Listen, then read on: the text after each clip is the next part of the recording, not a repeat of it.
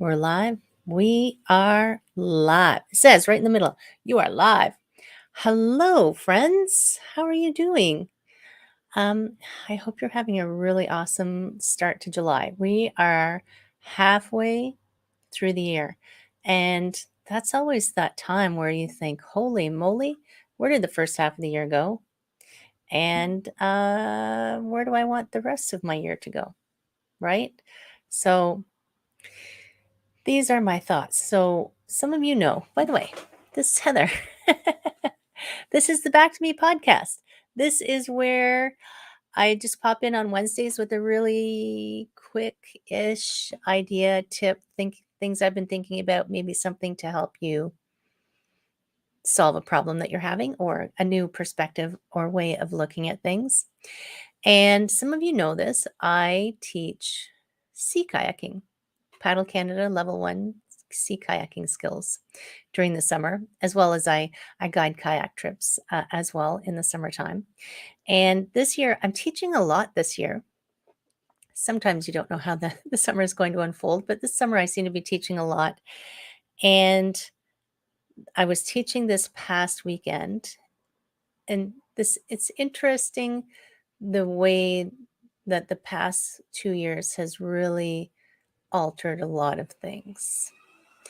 And I don't even know if I could fit all of my thoughts into this particular um, episode, but I'll see if I can capture some of them. So the last 2 years, it's almost like we've been grounded, right? It's like we've been grounded. You have to stay in your room. You're not allowed to go out. And some of us found ways to manage that. Some of us blossomed. Some of us were having some struggles. And that's, everybody dealt with it differently. But um, as a kayaking instructor and a yoga teacher, what I've seen a lot of is it's reinforced how important it is to move regularly. And I know that today's topic is, about saying no to things, but uh, saying no to things to say yes to other things, right? Hi, Vera. Um, so saying no to things to say yes to things. So what I've seen recent, and this is what came to my mind. So this past weekend I was teaching, and people have a lot less stamina than they might have 2 years ago, which I understand.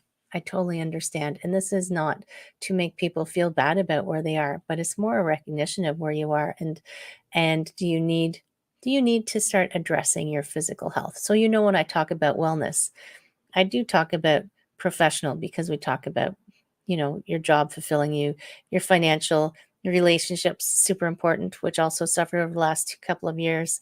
Emotional, physical is part of your wellness. And I try not to overemphasize it because it's always on people's minds, but sometimes you do have to address it. And then spiritual wellness. So today, I just wanted to talk about a situation that I saw. So, teaching 12 individuals how to sea kayak. And sea kayaking is super fun. Kayaking is fun. You get out on the water, you paddle around. And my goal is always, of course, to teach people how to have fun and be safe. And there's certain things that we do to help people stay safe. And um, it does take a degree of physicality. I mean, it's a sport, right? It's a sport, as with any. And there was one individual who was struggling with one of the skills, and they were trying and trying and trying and trying. And at the beginning of this course, this person had said, the certification doesn't matter, which really it doesn't. The certification doesn't matter. It's whether you're having fun or not, and whether you can be safe when you're out enjoying your favorite sport. But something happens when we are, it's almost like sometimes something happens when we're given a task, like if you don't do this, you fail. So our brains click over for some of us. And um, it's not always in our best interest. So this person was trying and trying and trying and trying.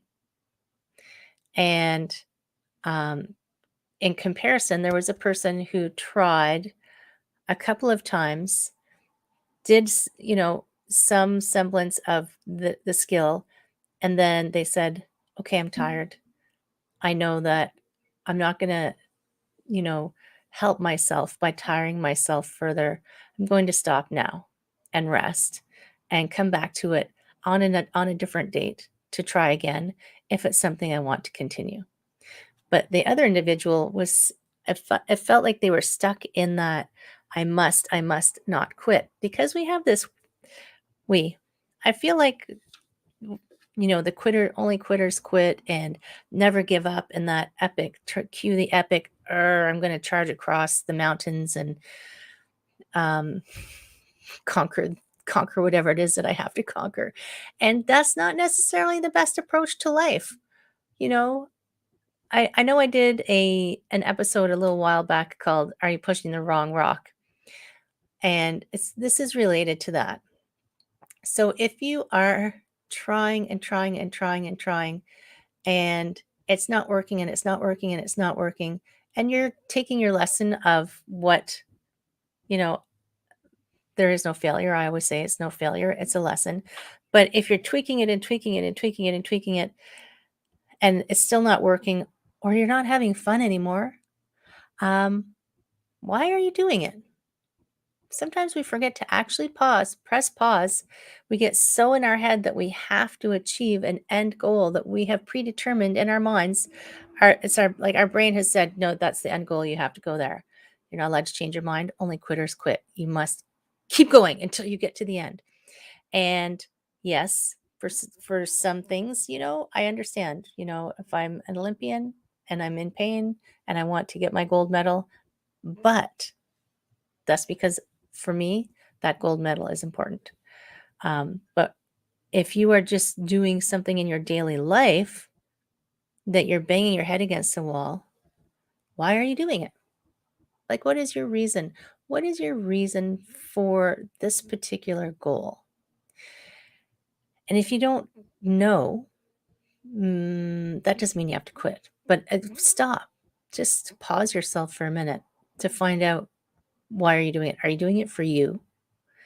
Are you doing it for someone else? Because a lot of us do that. We get this idea in our head that, well, I'm doing this for my kids, or I'm doing this for my spouse, or I'm doing this because someone told me that that's what I should do. I ended up with a whole 15-year career because someone told me that's what I should do. Later on, I went, oh my gosh, I realized I actually don't like this career, and I left. If you ever want to find out about that whole trajectory of when I was a corporate accountant, just book a meeting with me. We can talk about how you can change your career. So we have this idea that quitting equals bad. But does it? Does it really equal bad? Maybe quitting actually makes space. So if your life is full of the things that, I don't want to quote Marie Kondo, but I might. If your life isn't full of things that bring you joy, they're just bringing you down. So what can you quit to make space for something else? Maybe it's your career. I mean, not every day of everybody's job or career or business is sunshine and rainbows and unicorns, but overall, overarchingly, do you enjoy what you're doing? And if you don't, that doesn't mean you have to just drop everything and quit, but you might just start to explore other possibilities and not think that you have to have nose to the grindstone for the next 20 years, right? We don't do that anymore. Are your relationships uplifting you and fulfilling you? Quitting is awesome. It is super awesome, right? I've done it so many times. I should write a book, How to Quit.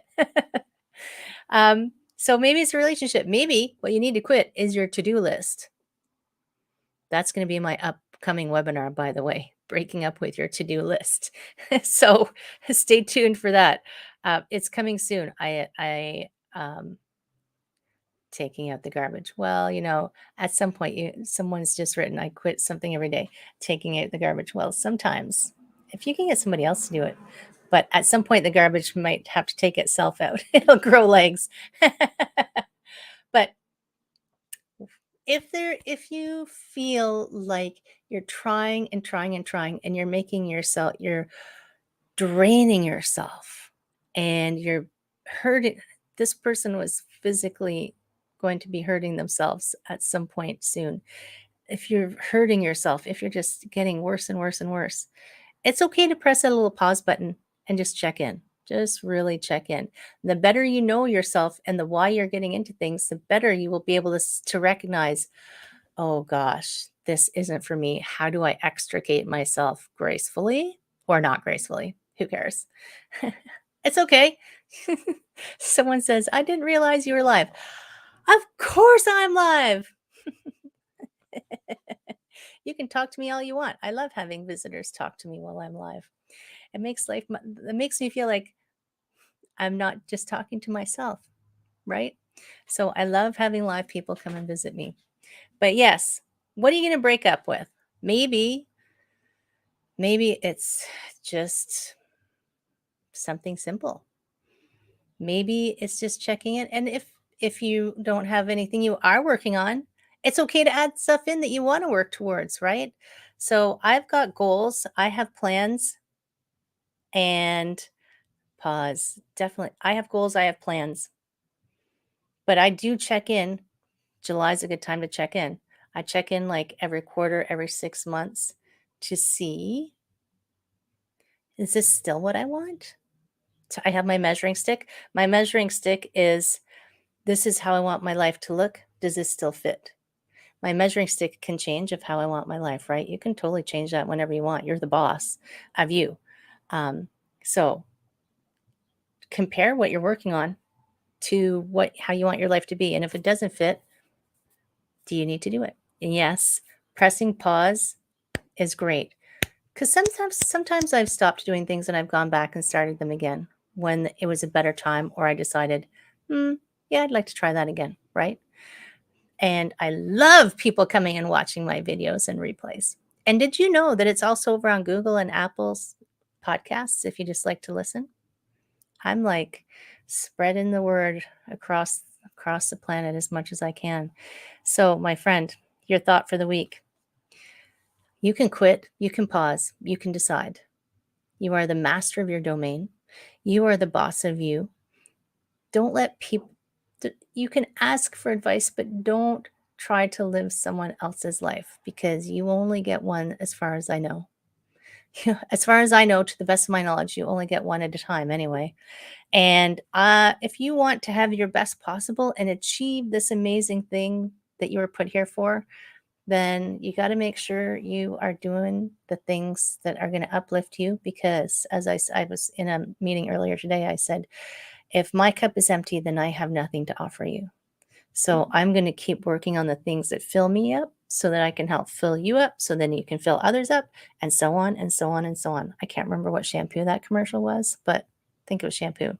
And they told two friends and they told two friends. So check out what you're working on. Check out what you're banging your head against the wall about. Check in with yourself. Is this something you want, really, and for true? And if it's not, if you don't like quitting, just press pause, right? That's my deep thought for you today. Friday, by the way, boundaries are good too. Yes, quitting is setting boundaries. I agree. Thank you for that. Whatever way it makes sense for you to approach it and makes you feel comfortable doing it. And practicing, to start exercising your boundaries muscle, right? By the way, Friday is Rusty, chatting with Rusty on Friday. So definitely tune in for that. You're going to love it.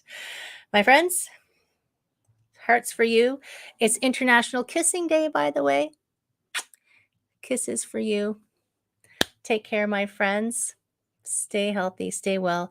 If you ever want to have a chat with me, I'll put the links all over the place so you can connect with me, because I would love to have a chat with you. Have an amazing day, my friend. I'll talk to you soon, okay? Take care.